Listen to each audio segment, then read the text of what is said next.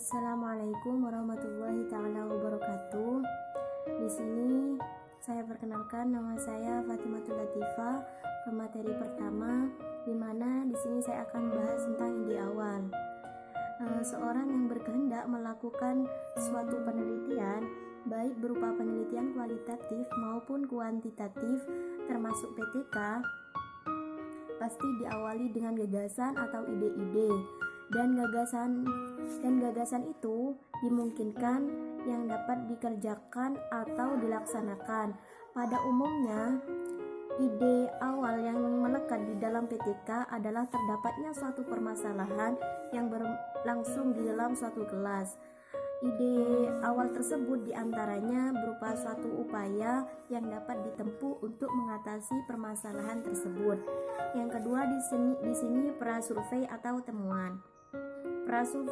Prasurvei atau temuan ini dimaksudkan untuk mengetahui secara detail kondisi yang terdapat di suatu kelas yang akan meneliti para guru yang sekaligus sebagai peneliti di kelasnya. Sudah akan mengetahui kondisi kelas yang sebenarnya. Yang terakhir di sini diagnosis. Diagnosis ini dilakukan oleh peneliti yang tidak terbiasa melakukan proses pembelajaran di suatu kelas yang dijadikan sasaran penelitian. Peneliti dari luar lingkungan kelas di sekolah perlu melakukan diagnosis atau dugaan-dugaan sementara mengenai timbulnya suatu permasalahan yang muncul di dalam kelas. Dengan diperolehnya hasil diagnosis, peneliti PTK akan dapat menentukan berbagai hal, misalnya strategi pengajaran, media pengajaran, dan materi pengajaran yang tepat dalam kaitannya dengan implementasi PTK. Cukup sekian dari saya terima kasih. Assalamualaikum warahmatullahi wabarakatuh. Perkenalkan, nama saya Rahmawati. Saya dari kelompok 7. Di sini kami kebagian untuk menjelaskan implementasi penelitian tindakan kelas yang diampu oleh Ibu Kutsiah MPDI yang kami hormati. Di sini saya sebagai pemateri kedua akan menjelaskan poin ke D, tahap perencanaan. Di mana tahap perencanaan itu ada 4 poin. Yang pertama itu merasakan adanya masalah. Maksudnya di sini permasalahan yang diangkat dalam PTK itu harus benar-benar merupakan masalah-masalah yang dihayati guru dalam praktik belajar mengajar, bukan praktik yang disarankan apalagi ditentukan pihak luar termasuk kepala sekolah yang menjadi mitra. Dan yang kedua itu mengidentifikasi dan menganalisis masalah.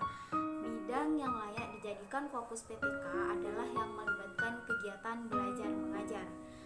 Mungkin ditangani guru dan sangat menarik minat guru dan ingin diubah atau diperbaiki oleh guru tersebut. Dan juga diperlukan analisis. Tanpa melakukan analisis, mungkin masalah yang kita identifikasi masih kabur. Jadi analisis di sini perlu dilakukan. Dan yang poin ketiga yaitu merumuskan masalah. Di sini setelah menetapkan fokus permasalahan serta menganalisisnya menjadi bagian-bagian yang lebih kecil, selanjutnya perlu merumuskan permasalahan secara lebih jelas, spesifik dan operasional. Dan poin keempat, poin terakhir yaitu merencanakan perbaikan. Di mana di sini ini ada 2 poin. Merencanakan perbaikan ini ada 2 poin. Yang pertama, rumuskan cara perbaikan yang akan ditempuh dalam bentuk hipotesi, dan yang kedua, analisis kelayakan hipotesis tindakan. Dan juga saya di sini akan menjelaskan poin ke E, tahap tindakan atau pelaksanaan implementasi PTK, di mana di sini ini ada 2 poin. Yang pertama, persiapan tindakan. Persiapan tindakan di sini ada beberapa langkah, yaitu ada 4 langkah. Yang pertama, membuat rencana pembelajaran beserta skenario pembelajaran yang berisikan langkah-langkah yang dilakukan guru. Di samping bentuk-bentuk kegiatan yang dilakukan siswa dalam rangka implementasi tindakan perbaikan yang telah direncanakan. Dan poin ke B, mempersiapkan fasilitas dan sarana pendukung. Dan yang ke C, mempersiapkan cara merekam dan menganalisis data mengenai proses dan hasil tindakan perbaikan. Dan yang ke D, melakukan simulasi pelaksanaan tindakan perbaikan yang menguji keterlaksanaan rancangan. Dan poin kedua, yaitu melaksanakan tindakan. Jika semua tindakan persiapan telah selesai, skenario tindakan perbaikan yang telah direncanakan itu dapat dilaksanakan dalam situasi yang aktual. Sekian dari saya, kurang lebihnya saya minta maaf. Wassalamualaikum warahmatullahi wabarakatuh. Nama saya Mulyadi, dan tadi sudah dijelaskan dari ide awal, prasurvei atau temuan, diagnosis, tahap perencanaan, dan kemudian tahap tindakan atau tahap pelaksanaan. Dan saya akan menjelaskan 2 poin, yaitu dari poin F, yaitu tahap pengamatan, dan juga G, tahap refleksi. F, tahap pengamatan. Tahap pengamatan atau observasi pada kegiatan PTK atau penelitian tindakan kelas ini yaitu digunakan untuk mengenali, merekam, dan mendokumentasikan.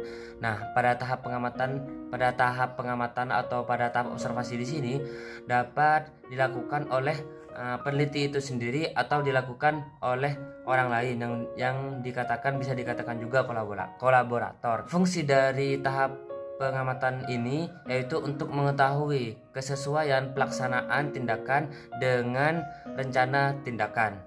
G, tahap refleksi. Pada tahap refleksi juga bisa dapat dikatakan tahap evaluasi dapat dilakukan oleh peneliti itu sendiri atau juga dilakukan oleh kolaborator. Pada tahap refleksi ini dalam penelitian PTK bisa dilakukan yaitu ketika memikirkan apa yang akan dilakukan ketika tindakan sedang dilakukan dan ketika tindakan sudah dilakukan. Jadi berdasarkan hasil observasi atau hasil evaluasi dalam penelitian tindakan kelas ini akan menjadi kesimpulan akhir yang akan menjadi dasar pada perencanaan berikutnya. Mungkin itu saja dari saya. Dilanjutkan kepada presentator selanjutnya. Assalamualaikum warahmatullahi wabarakatuh. Perkenalkan, nama saya Birun Musarifin, pemateri terakhir yang akan membahas tentang tahapan tindakan lanjut dan penyusunan laporan. Di sini yang pertama pada tahap refleksi analisis data, hasil atau kesimpulan yang didapatkan pada analisis data setelah melakukan refleksi digunakan untuk membuat rencana tindak lanjut.